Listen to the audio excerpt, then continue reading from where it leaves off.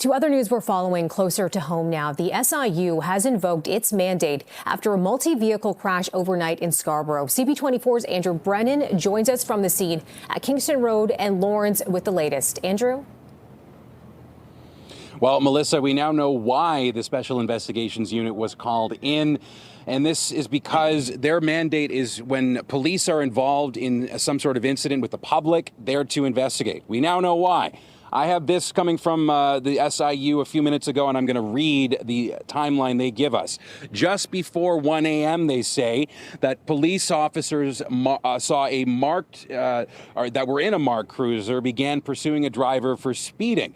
They say that there was a collision here involving that driver and at least one other vehicle. There were 3 involved, according to police, 2 that were implicated seriously. And they say that this driver ultimately was taken to hospital, and a 14-year-old male driver at that was behind the wheel, according to the SIU. Now, we have not heard anything following this from Toronto Police. Once SIU, as you put it, invokes its mandate, normally Toronto Police stop talking. They say no comment after that. They are able to, but a lot of the times don't for the sake of the integrity of the SIU's investigation. So we can't say right now if this driver has been charged at this point, this alleged driver behind the wheel, this 14-year-old boy. We do know that 2 people, according to EMS, were taken to hospital, and there was also a child on scene that thankfully did not require attention in hospital from medical professionals. That being said, not many people here half a day later seeing what happened last night. But we did hear from Patrick, who lives in the high rise that looks down on Lawrence and Kingston Road. And this is what he told us. Around about 12:50, 1 o'clock, I heard a loud bang. And then I heard sirens, and I came down to see what was going on.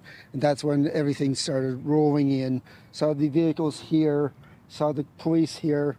And then fire trucks came in, ambulance came in, and I just sort of watched the action unfold. Took a bunch of pictures. I got like 30 or 40 pictures. And now we've been waiting for the SIU to investigate. That's why it's been held. And still being held right now. You can see just from these close-ups coming from our cameraman right now.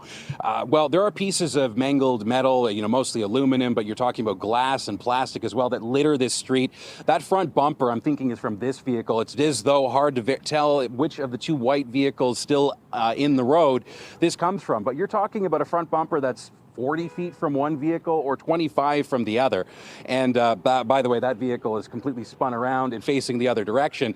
So that's a lot of different pieces of debris here, showing just how, and I've said this word before, and this is like in the way, the most negative connotation possible, the most spectacular way that this, all went down. Spectacular being the word.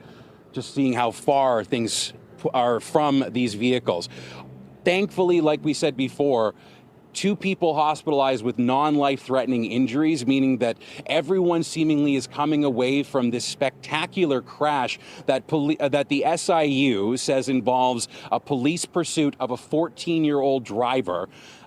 Thankfully, no one will lose their life. That ultimately, while this looks on face value to be so serious, that ultimately in the end, no one's life will be lost. And I'm assuming police are continuing their investigation in tandem, or I should say separately, from the SIU investigation. And when we do potentially get word from police following the conclusion of the SIU's investigation, we'll have to see what potential charges could be laid against this alleged 14-year-old behind the wheel.